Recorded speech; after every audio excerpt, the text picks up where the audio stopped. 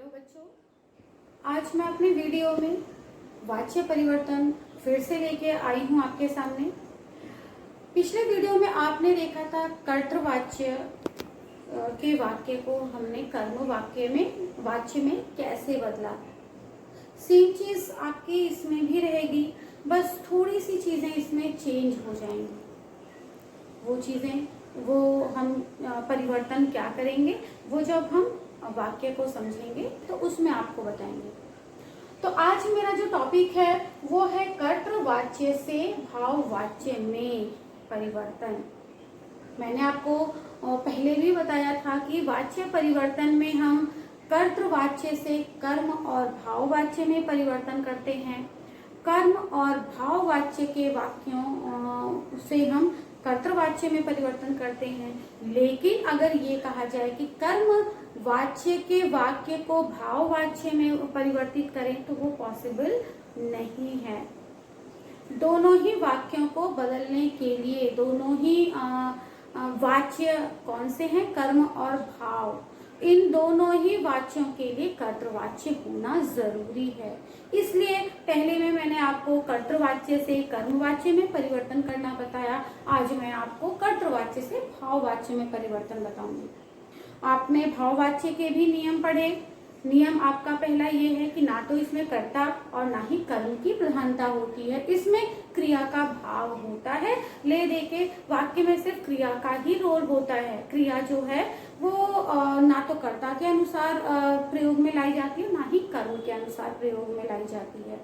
Number 2 आपका जो है कि मैंने आपको बताया था कर्मवाच्य में कि हम कभी भी वाक्य का जो काल होता है, वाक्य को जिस काल में बताया जाता है उसका काल नहीं बदलते हैं। ये सेम चीज हम भाववाच्य में भी फॉलो करेंगे कि काल की दशा किसी भी कंडीशन में चेंज नहीं होगी। काल वर्तमान काल का है, वाक्य अगर आपका वर्तमान काल का है तो बदलने के बाद भी वो वर्तमान में ही रहेगा। अगर भविष्य का है या भूत का है तो बदलने पर भी वो उसी दशा में उसी काल में रहेगा। अब तीसरी चीज जो है इम्पोर्टेंट चीज है कि जब आप वाक्य कर्तृ में लिखते हैं तो उसमें कर्ता की प्रधानता होती है। क्रिया जो है कर्ता के अनुसार प्रयोग में लाई जाती है। कर्ता अगर एक वचन स्त्रीलिंग है तो क्रिया भी एक वचन स्त्रीलिंग में होगी। कर्ता अगर पुल्लिंग बहुवचन शब्द में है तो क्रिया भी बहुवचन पुल्लिंग में होगी। कर्मवाच्य में भी सेम इसी चीज कि क्रिया की प्रधानता जो होती, क्रिया का जो प्रयोग है वो कर्म के अनुसार होता है, तब कर्ता का रोल नहीं होता है। कर्ता भले ही स्त्रीलिंग या बहुवचन में है लेकिन क्रिया वही रूप लेगा जो कर्म है। ये सारी चीजें आप समझते हैं। अब यहाँ पे बस वो चीज में परिवर्तन है। भाववाच्य में क्रिया हर दशा में एक ही रहती है और वो उसकी दशा है कि वो हमेशा एक वचन पुल्लिंग होता है।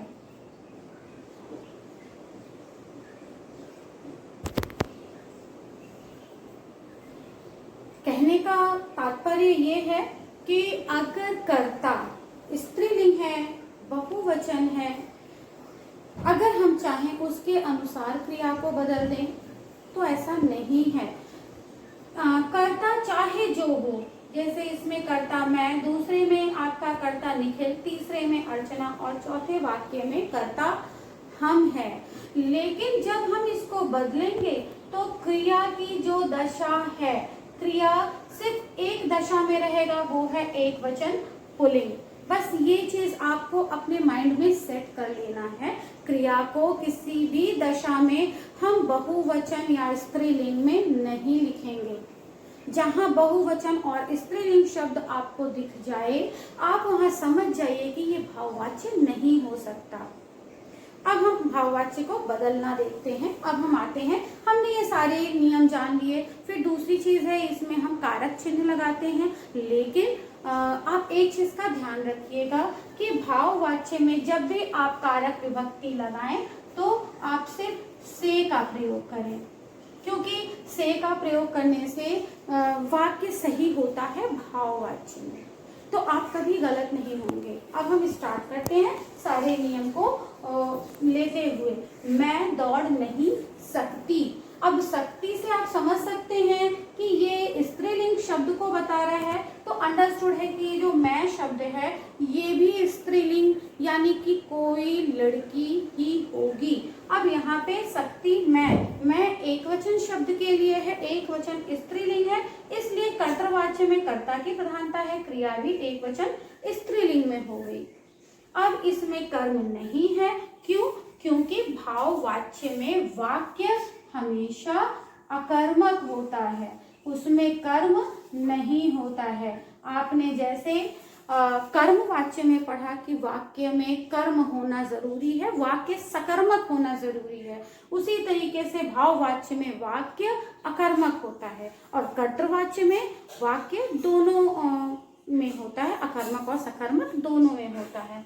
तो यहाँ पे हमने देखा मैं जो है कर्ता है और दौड़ नहीं सकती ये हमारी क्रिया है, यहाँ पे कर्म नहीं है। अब हम नियम को फॉलो करेंगे। से विभक्ति लगानी है कर्ता के, बात करता है मैं, तो मैं से शब्द गलत है, तो हम यहाँ पे लिखेंगे मुझसे, क्योंकि नहीं, ये अगर मैं है, हम है, तुम शब्द है, यानी कह सकते हैं हम कि सर्वनाम के आपके पुरुषवाचक सर्वनाम के जो शब्द होंगे उसमें हम से विभक्ति इसी तरीके से लगाते हैं। मैं है तो मुझसे, तुम हो तो तुमसे, हम है तो हमसे, इसी तरीके से हम बनाएंगे। तो मुझसे अब है क्रिया क्या है, हमको एज इट इज उतार देना है, बस ध्यान रखना है।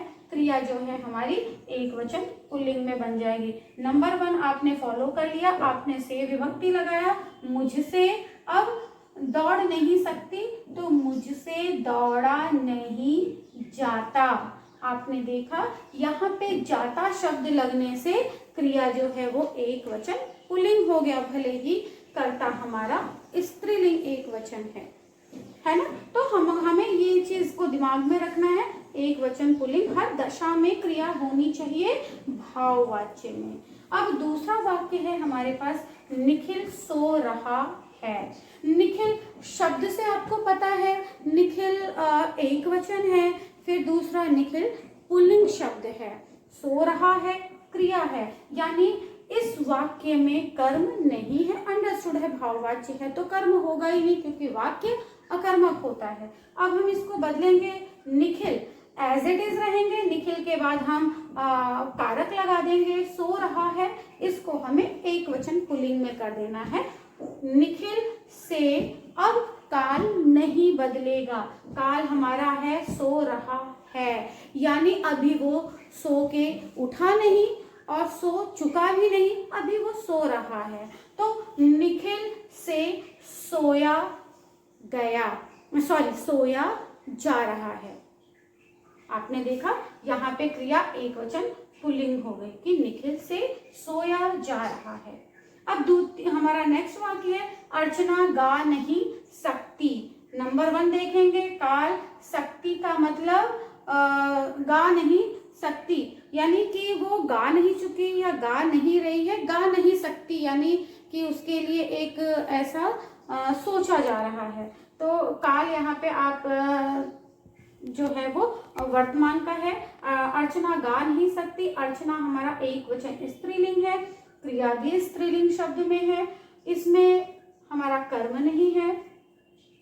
सेम नियम हम फॉलो करेंगे, अर्चना से गाया नहीं जाता, जाता शब्द लगते ही एक वचन पुल्लिंग हो गया, अर्चना से गाया नहीं जाता। आपको ये समझ में आ गया। नेक्स्ट वाक्य में हम आएंगे, हम इतनी गर्मी में नहीं रह सकते। अब हम शब्द से जाहिर हो रहा है कि वी यानी हम सब, हम लोग यानी बहुवचन शब्द, सकते हम के अकॉर्डिंग यानी कर्ता के अकॉर्डिंग है, इसलिए क्रिया भी हमारी बहुवचन में है, लेकिन हमें क्रिया को एक वचन पुल्लिंग में करना है, भले ही कर्ता हमारा पुल्लिंग बहुवचन शब्द है। तो क्या हुआ हमारा, सबसे पहली बार हम देखेंगे ये हमारा प्रेजेंट टेंस है। अब हमको, मैंने आपको जैसे बताया, मैं से मुझसे होता है, तुमसे तुमसे हो जाता है, तो यहाँ पे हमसे हो जाता है। यहाँ पे हमने देखा से विभक्ति लग गई।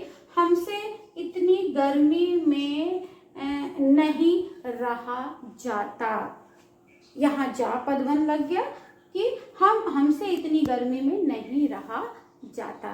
आपने देखा कि हर जगह जो हमारे कर्ता हैं वो बदल चुके हैं। 4 वाक्य में कर्ता बदला हुआ है, उसके अकॉर्डिंग क्रिया भी बदली हुई है, क्योंकि क्रिया जो है कर्ता के अनुसार प्रयोग में लाई गई है। लेकिन जब हमने भाव में बदला तो हमारी क्रिया जो है, चाहे कर्ता कुछ भी हो, लेकिन क्रिया की एक ही दशा है, वो है एक वचन पुल्लिंग। नंबर 2 मतलब हमारा काल नहीं बदलता। अब मैं आपको और अतिरिक्त एक्स्ट्रा सेंटेंस से बताऊंगी जिसमें कर्ता का कोई रोल नहीं है, तो हम उस वाक्य को देखेंगे।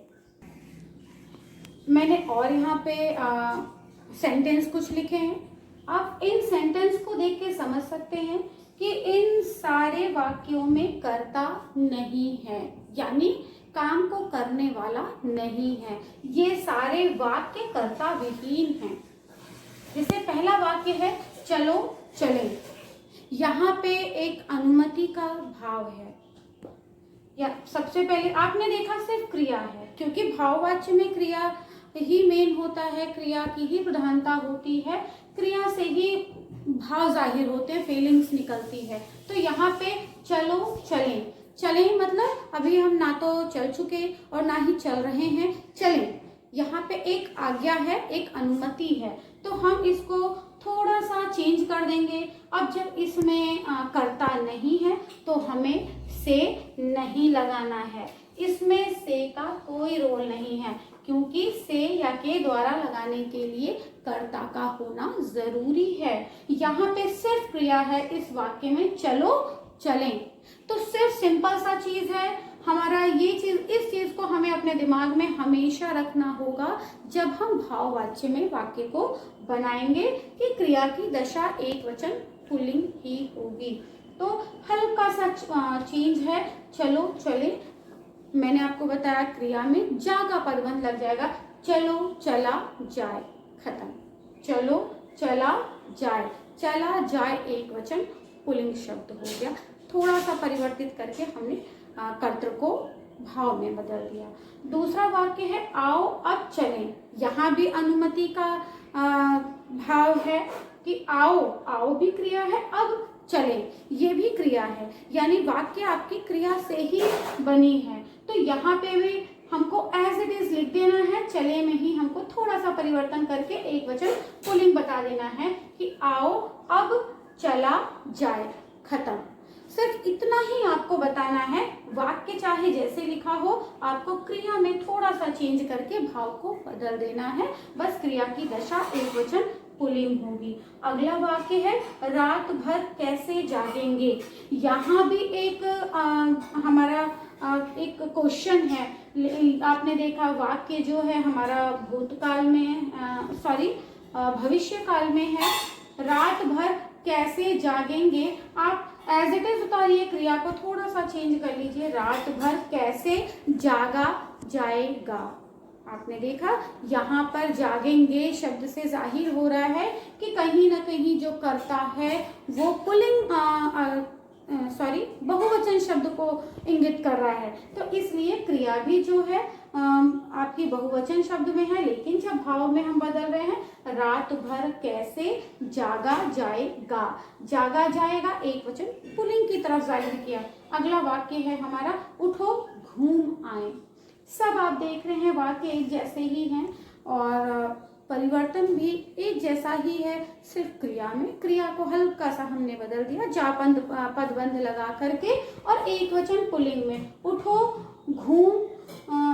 घूमा जाए, उठो घूमा जाए। आपका ये वाक्य बन गया। ये जो 4 वाक्य मैंने आपके सामने लिए हैं, ये कर्ता विहीन, कर्ता के बिना वाक्य है, सिर्फ क्रिया से ही वाक्य एक अपने सेंस के साथ है। तो आपने अच्छी तरीके से देख लिया, अच्छी तरीके से समझ लिया कि हम भाववाच्य को कैसे बदलते हैं। नंबर 1, भाववाच्य में आप देखेंगे वाक्य अकर्मक होता है।